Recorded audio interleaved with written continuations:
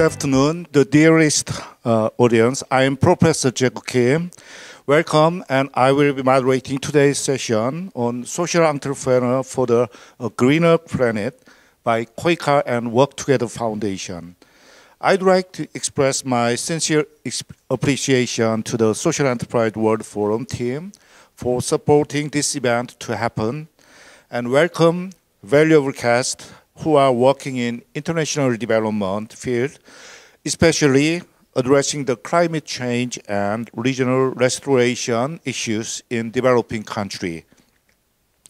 Here are 4 representatives from different organizations, and they are going to share each organization's activity within 5 minutes, respectively. After that, we are going to have a panel discussion. It is a pre-recorded session, but please leave your question and comment, and we'll be happy to answer them later on a chat room. Before moving to case presentation, I'd like to take a moment to briefly introduce the support program of the KOICA and Work Together Foundation, which are partnering with the 4 guest organizations here. KOICA will start first.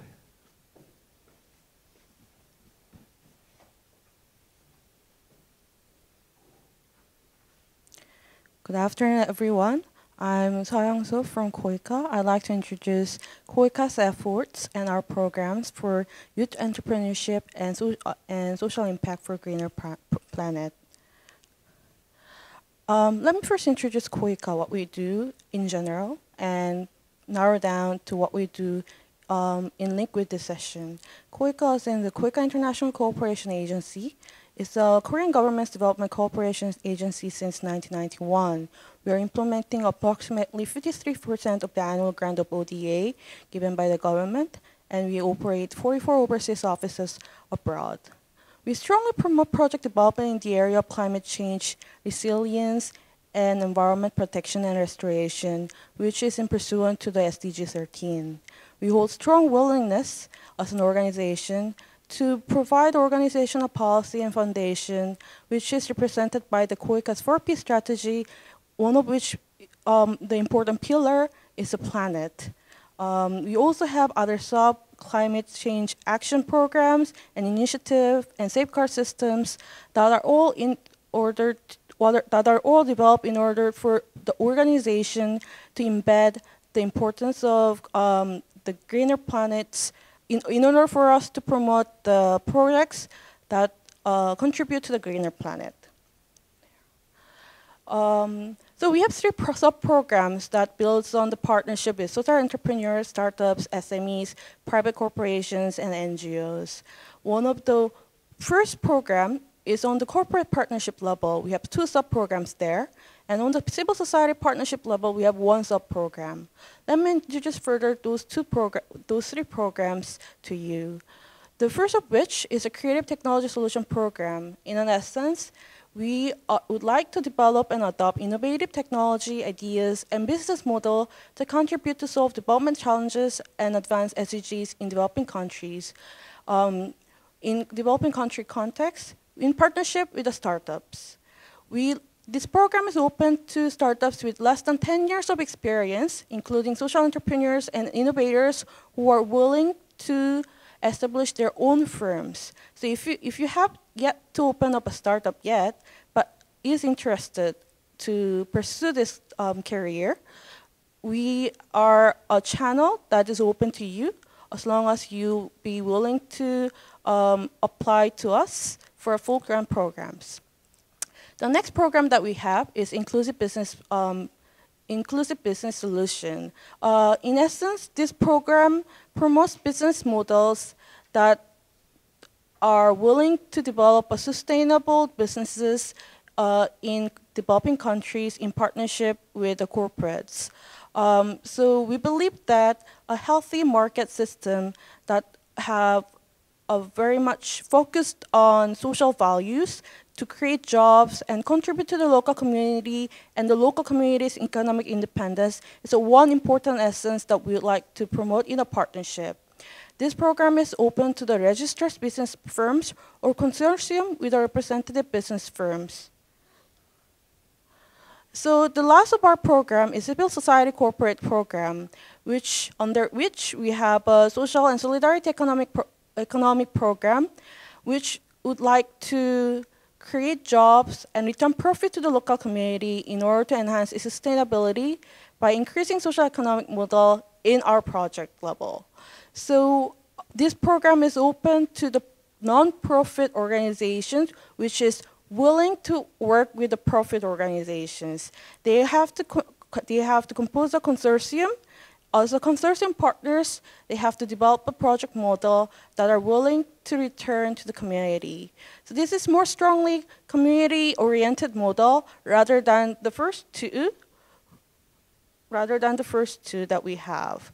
So some of the cases I have mentioned here is the income generating project model in the Philippines, social sustainable eco-friendly farms in Laos, and the economic and social infrastructure program for underprivileged people in Mongolia. So these programs are more non-profit oriented, but it does have economic models in order to be sustainable. So these are the programs that we have, and the importance of these programs is that we are moving towards more articulated climate change, greener energy programs in our application theme. So CTS, IBS, and SSEP have yet to integrate green climate change themes in our application themes before 2000. But then after then, we have integrated Green ODA for future generation, Green New Deal policy in different programs, in different levels, in different periods, which are indicated in the presentation below. The keywords for our programs are also listed, so if you're interested, you could refer back to this list. Thank you for listening to my organizational introduction. Thank you so much for your presentation. Following will be presented by the Work Together Foundation.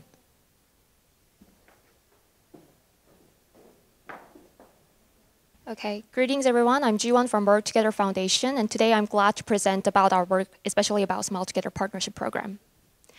But first, let me briefly introduce about our organization. Work Together Foundation is a private public service foundation with the mission of creating a happy society through decent job and reducing social polarization. To increase quality jobs, Work Together Foundation has been striving to provide multiple projects towards resolving unemployment in youth in South Korea and worldwide by fostering sustainable job environments and expanding the social economy ecosystem. Among various programs and activities that we are implementing today, we would like to highlight the Smile Together Partnership Program, which is also called SDP in short. SDP was launched in 2011 with an objective to alleviate child poverty by creating jobs and generating stable income through incubating and accelerating social enterprises, especially in developing countries. Thanks to our individual donors who have been contributed in this common mission, till date we have been able to support over 43 social enterprises in 17 countries, and over 7,000 jobs were created with over 20,000 households directly supported. This image shows the geographic coverage of our program and the partners we have been able to support for the past 10 years.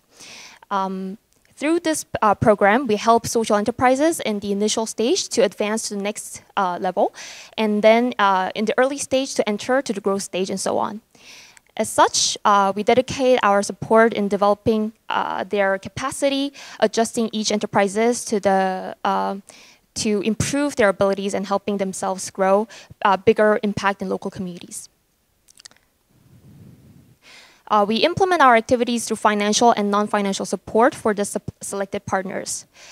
Seed funds up to $50,000 is given to expand and develop their business, along with the close consultation and approaches to the global network to raise more attention and visibility of their work. Lastly, we have listed some of the key eligibility criteria for potential partners for this program. First, we see if these partners have a mission for regional development, whether they have a connection to local community and to work with local people. Second is sustainability, if they have a sustainable business model which causes no harm to society, environment, and local culture. And third, how it contributes to alleviate child poverty. And last but not least, we see how the organization contributes to fostering youth leadership, who can be the next leader for this, to lead this project in the future. If you see that your organization satisfies these criteria, then you might be the one that we are looking for. So today, I have been briefly introduced a Smile Together partnership program and about our work. And to learn more about us, please visit our website through this QR code. We are also open to hear any collaboration or cooperation opportunities with external partners, to make collective impact in the future. Thank you so much, and hope you enjoy the event. Thank you.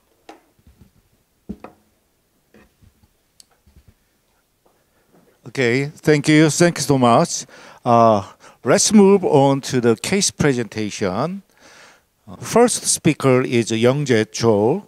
He is one of co-founder of Envelope, a social enterprise which carry out renewable energy project related to climate change in developing countries such as Indonesia, Vietnam, and Ethiopia. Okay, thank you, and thank you everyone, and it's a great honor for me to be a participating as speaker for this session. As introduced, I'm Youngjae Jo from the Envelopes. Envelopes stand for Energy Environmental Developers, and we are agro-photovoltaic power producers in developing countries. Our visions are bring light and bring light, which means light brings the light, actually. So we try to accelerate the developing countries' renewable energy transitions. This is the problem that we are facing, and then, which is the solar market, the global solar market, is actually growing, and then all the projections showing that it will be grown like this. But we are thinking differently. Even though they are growing in the developing countries with the 1,000 gigawatt of the capacity, but there's still very restrictions and then barriers are exist, and growing rate will be slower and slower. And this is why. In order to make the solar power plant, they have lack of land, then there's no space. And it is also many public acceptance issues. And many of the power plant projects is not feasible in point of financial. What happens if we are thinking opposite way? If we're using the area of land for the PV site, and if we are making some public sharing programs with it, and if we can secure some economical feasibility, that was the answer for our company at the very beginning. So we putting the power plant, the solar power plant, above the agricultural activity. And that's how we can secure the farm businesses together. And that was the best ways to giving the local peoples the job opportunities doing their agricultural project. And land cost down, of course, because we are making unuseful land transforming into the useful land, and which means we can secure, the leasing in a very lower cost and cheaper cost with the land, which means we can secure lower total investment cost. So lower total investment cost gets into the economical feasibility. And moreover, we can knowledge sharing for the climate resilient agricultural works. So this is the APV market projections. And now we have 12.9 gigawatt market so far. And we are planning to spread out our project with up to 100 megawatt by 2030, which is equivalent to 100 millions of the US dollar size. So this is how. Actually, since we started our business, and within 3 years, we already made our first project in Fiji Island, which is in the middle of the South Pacific country, South Pacific island. This was the world first Green Climate Fund approved project in APB, and this was the first project who got approved in GCF in Korea. The TIC was total investment cost was $7 million US, and equity was 2.1 million, and IRR was 12%, and without the carbon credit revenues. And now we have 16 megawatts extension promised from the Fiji government. So what I try to try to speak in front of you guys, the ENS, Environmental Social Project, should meet the economical feasibility at the same time we meet the ES, environmental and social impact as well. So this is how we developing our project. The ordinary project development process is kind of atypical process. So every single developer has their own developing process. And so every single process has their different paths. So sometimes it's very confusing, and sometimes it's really hard to invite other investors into the project. But Envelopes, we try to make the MPP, My Power Plant platform, which is focusing on to giving more transparency on the developing process itself. So this is how it works. When we are identifying the project or recruiting the project from the market, we are using this platform. And we are managing this project by using the typical development process. Of course, environmental and social monitoring functions are with it. And APB prediction models are applied already. So we can shorter and cheaper ways to develop the project, especially in the APB side. But further, we are planning to more functions to crowdfunding system and carbon credit trading system with it. And this is the ABS, the agri-voltaic simulator, which we have developed by ourselves and we already patented in Korea. So this can predict like power generation forecast and the agricultural production forecast. And we are making the design modification automatically. And it turns into the feasibility check at the end. So our business model will be expanding like this. The 2022, which is when we shifting our project, business model into the power producer, we are actually just project developer who are making the success fee when we successfully developing the project, and we are exit from the project to sell this project into some other equity investor.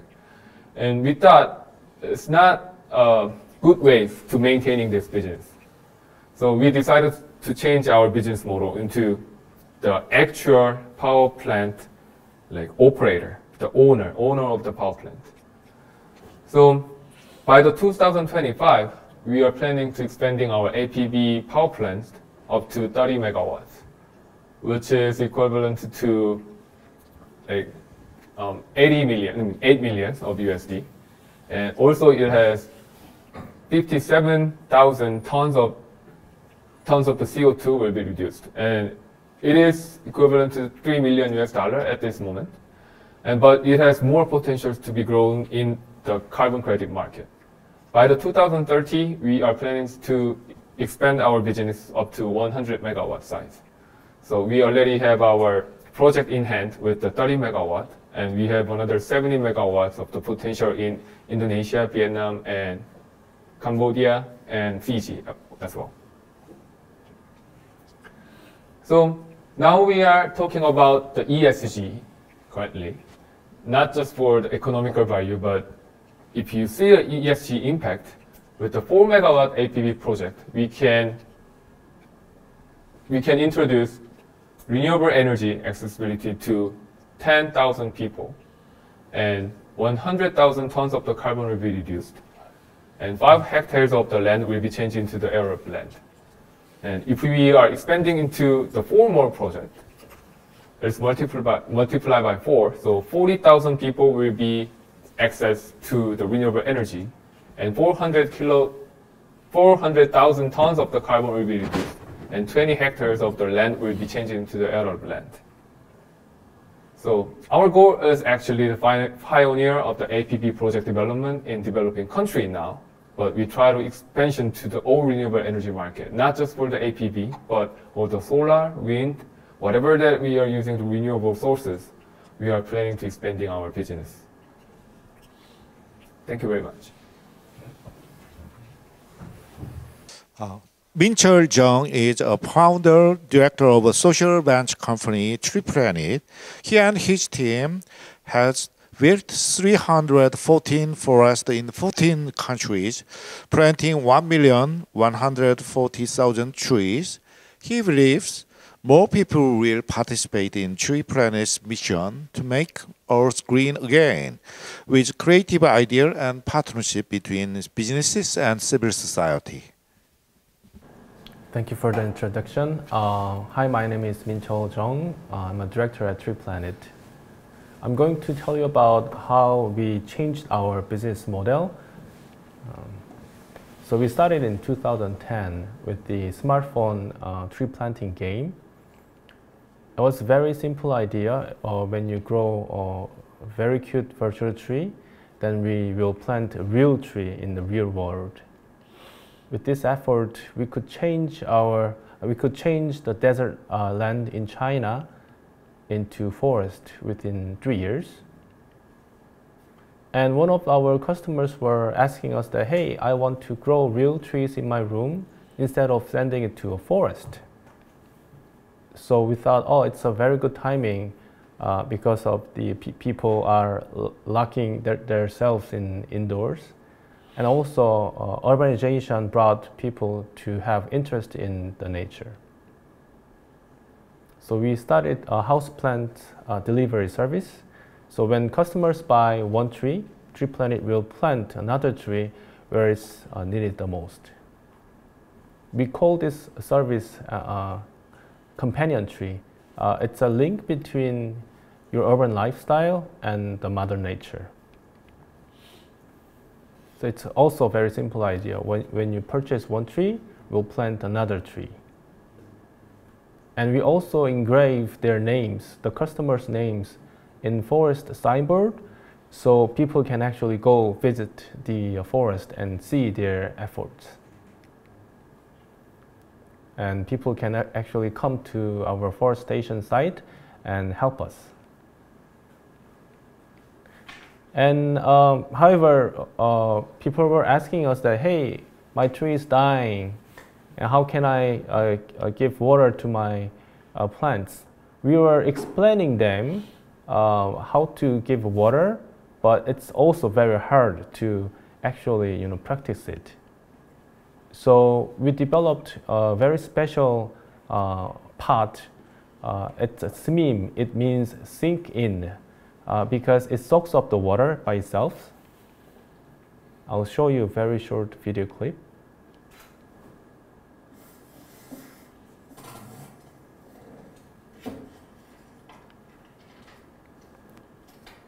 So it's a delivery package, and this pot has 2 sides. So inner part, it's a ceramic, outer part is a plastic, recycled plastic. So once you fill up the water in the outer pot and put inner pot, and the water sinks in. So you can only just give water every month. So inside it's a ceramic pot, soaks up the water. Outside it's a recycled plastic container. And we also try to deliver this package safely and eco-friendly. And some of the teachers were asking us, hey, I'm using this service for my class students. So we thought, oh, it's a time for the young generations to change the world especially for the environmental issues. But we were facing that the youth are fearing the climate change more than anything else, because they are lacking in activity outside, and also, they have to wear masks all the time. So we developed the youth education program, and using our tech solution to grow this plant easily, we could able to deliver these plant pots. I'll show you a very short clip as well. So it's a DIY kit. You can actually experience planting tree, and also we tell the students that, hey, your trees are planted in this and that area, and we're going to preserve it. Okay, so far we've been teaching 13,500 students from 70 schools. And these kids are very cute. They just send us the pictures of how they are growing these trees very well. And of course, we engrave their names in the forest. We are a B Corp certified company, and recently we've been selected as a P4G campaign partner. And everyone is welcome to work with us to make the world a better place. Thank you. The speaker is Harin Park. Harin Park is a founder and CEO of Innomad. Innomad is a social event startup started with an objective to provide sustainable energy solution and to improve access to energy by breaking away from the traditional energy paradigms and defining energy production and consumption. Thank you for a warm introduction. Hello, my name is Harin Park, founder and CEO of Innomad. We aim to provide accessible, sustainable energy solution for all. As we all aware that this climate change is affecting on our daily life severely, like wildfire and even this drought is actually affecting on industry as well. And from 2018, like World Economic Forum says, future economic risk will be happen by climate change. So now we all are fighting for how to reduce or how to remove this greenhouse gas to stop this climate change. And that's also affecting on our business industry. And we all see that this 2021 will be the baseline for this great movement and paradigm shifting to net zero. So Innomad is a company that try to provide a solution to fight for climate change. And in Korea, 86% of carbon emissions are coming from energy sector. So we want to provide the solution can reduce this carbon emissions from energy sector. What we are doing is providing this personal scale hydropower generator. We are what we did was redefine the energy system and redesign the energy system. What we are focusing on right now is we all are consuming energy, but no one is actually care about how much energy we consume and where this energy coming from. And the problem is climate change and energy is so gigantic concept, so no one actually can relate this problem with my personal activity. So we want to redefine and redesign energy system. So the first we was focusing on where and how we consume energy. Now we are living in a hyper-connected world, so we all consume personal devices. So the energy consumption pattern has been shifted a lot from the tradition and current. So now most of people are consuming new energy standard, which is a USB. It's different from 110 volt or 220 volt it's only consuming 5 volts. So the energy provider doesn't really have to provide big or huge energy. So we are focusing on this decentralized and demand-centric and new energy standard, which is USB power, and energy system has to be redefined to meet these new demands. So as you see here, from states, portable or personal targeted energy solution has been created a huge market, and we provide this portable scale hydropower generator, converts any type of running water into stored energy, so you can produce your own energy and charge your mobile devices. And we are not only providing this system, but also we care about this environmental impacts in our life cycle assessment. So all of plastic we use is 100% recyclable, and we do not use any PB on our PCB, and we have a EV graded battery, so you can store your energy with a very well qualified battery. After we developed our product, we provide our product targeting consumer market, which is a US-based camping and outdoor market, because they consuming energy with their personal devices in off-grid areas. And after 2013, US camping and national park banned portable diesel generators, so people started using solar or biomass products. So we provided our product to US camping and outdoor market.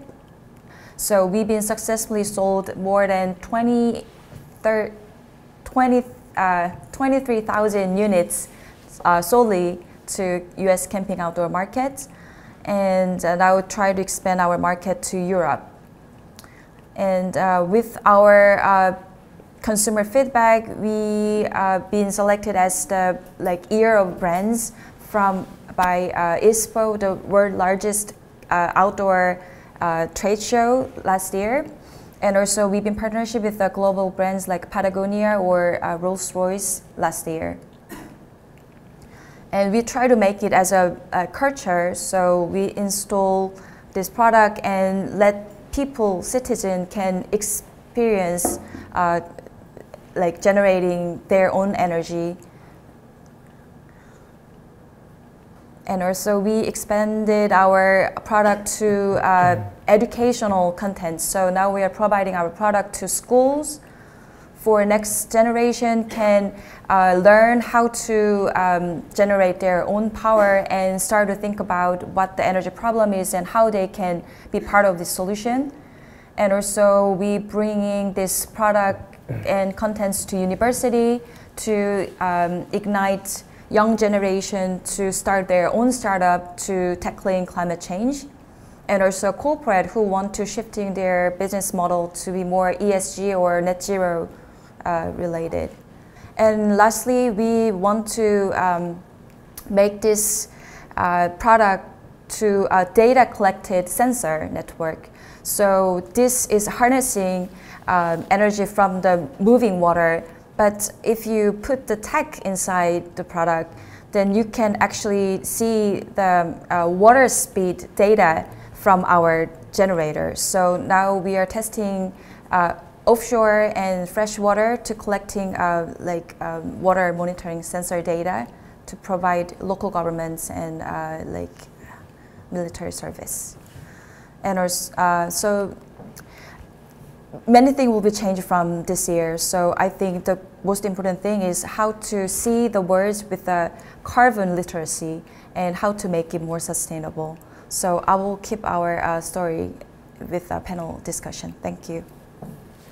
Thank you very much.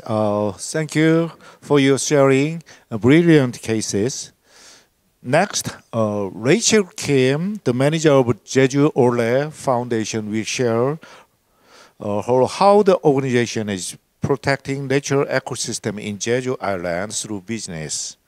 Unfortunately, she couldn't be here with us today, but she has shared a video presentation with us. Hello everyone, this is Rachel Kim. working at Jeju Foundation, a non-profit organization managing and operating Jeju Trail, a ecotourism platform in Jeju Island, Korea.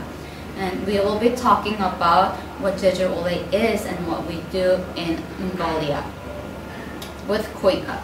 This is our trail in Mongolia, Mongol Ole Trail.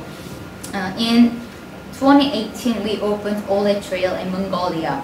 We wanted to introduce eco-friendly and community-based tourism to Mongolia, which may draw more visitors from Korea and other worlds. We wanted the trails to be located outside of the city so that residents in rural areas may benefit from this trail, just like Jeju experience. We wanted tourists to experience deep inside of Mongolia rather than bus tours, and see the beauty of the nature and how the nomadic people lives.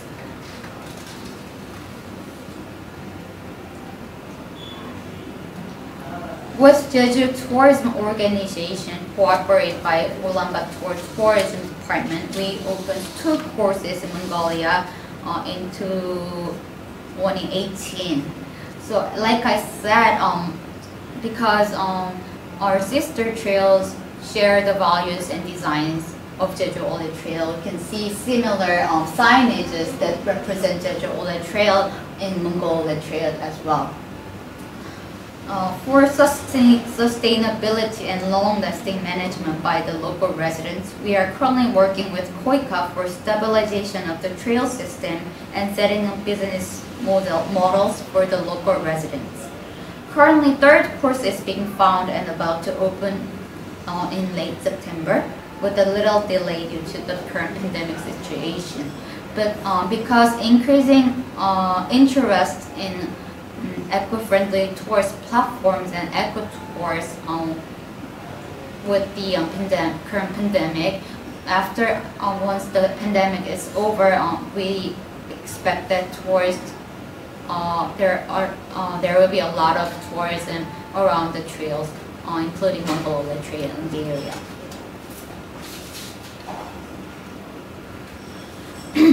With KOICA, not only we set up the infrastructure, which is the trail courses itself, we do some of the job training around the ecotourism and the trail, such as trail management training, trail guide training, developing handcrafted souvenirs with the local resources, creating participatory program on the trail, opening a new type.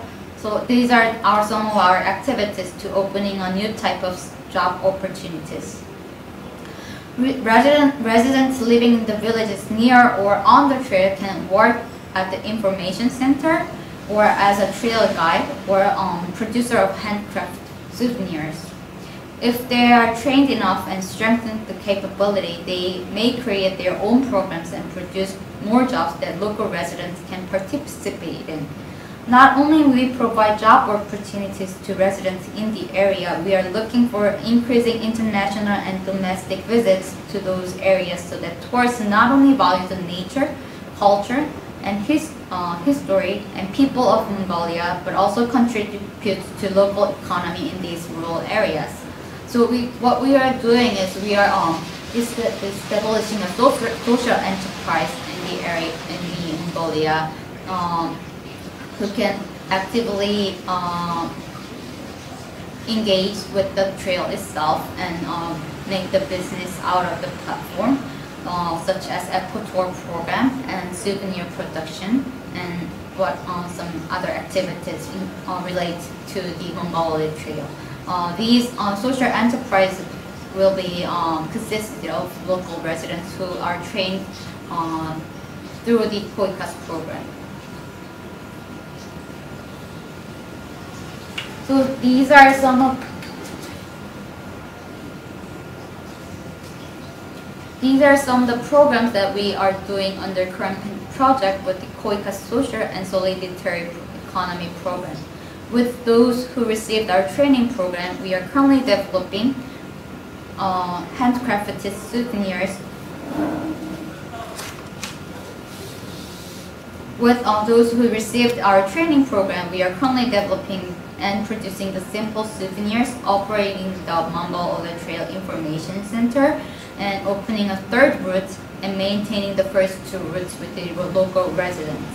We are also developing the participatory programs for hikers to add a content to the trail that is more than nature, but something that you can learn variety of aspects of local culture, botanics, and etc. So we are hoping that these Mongol Trail is stabilized and train the residents to make it sustainable and long-lasting, so that ecotourism platform can contribute to not only the tourism of Mongolia but also growth of small little villages. Thank you.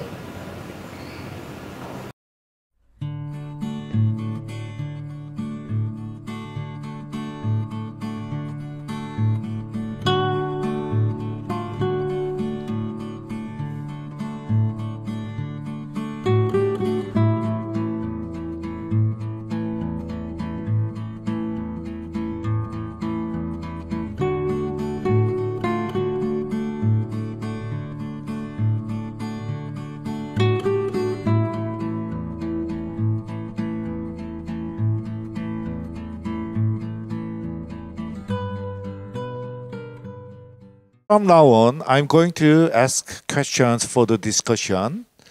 It is interesting to see how each organization adopts different keywords from the environment. What are the main challenges that you are facing while carrying out your project related to climate change in developing countries, and how are you dealing with them? Thank you for the question. When we work in developing countries, we are facing natural disasters such as strong storms. We've been experienced a big storm striking Lombok in Indonesia. It was a time we were about to finish infrastructure for the coffee farm, and so we had to build it again. And also we were facing a heavy rain in Ethiopia. Things like this, we cannot predict these natural disasters, but we can guarantee the farmers that we are going to purchase a certain amount of the coffee beans, so the farmers can have more plans for next year. To answer the question, first, actually we haven't went to developing country yet, but we are planning to. And the first thing we have to solve is probably how to meet their paying ability, because their daily income is relatively lower than our current market. So that is actually the reason why we are trying to put additional value on our device. If our product can collect the data, like water-related data, or the data can convert to the carbon credit, then our future consumer in developing country can generate more revenue from our product. So then we can expand our financial model or like marketing strategy. So currently we are thinking about how to put new data or new additional value for expanding our product value. And also, I'd like to ask one more question. Since Envelop is building power plant in developing country, it seems that it is important to build strong partnership with local shareholders. How are you cooperating with your partner and the local community? Okay, definitely we got many support from the government side. Like KOICA was one of them. And also there's a many government-to-government relationship in between the Korea and other developing countries. And then we actually use that networks. And also we are actually putting one of our people into that country and then try to make them live with them for a certain period and try to find what is the real problems that we want to tackle. And while they are staying in that countries, and then we are making our own network with the people who are living there, the actual people who are live there. So that will be the basic foundations that we have to build up before we get into the business development. And of course, in order to do that, we need a strong relationship with the tight relationship with the KOICA or other Korean agencies who can help us to get into that country. So actually, thanks for KOICA and thanks for many foundations who have helped us. And we still have many chance to get into the other countries, and then there is many opportunities we can reach from the foundations and then KOICA as well. Now, I'd like to ask a question to the Tree Planet. Tree Planet is planting trees through donation. What do you think is the significance and the social value embedded in this approach? Well, I think it's very important to get the engagement from the individuals. Especially planting tree is not an easy way for the individuals to get participated in. Because normally we think that planting tree it's a job for the government, but as we all know that we are living and surrounded by the nature, and we have to understand more about the forest and the trees. So without bringing more engagement from the from younger generations to people abroad is very important. Thank you. Thanks so much. Now, I'd like to ask a question to the Inomad, Herin.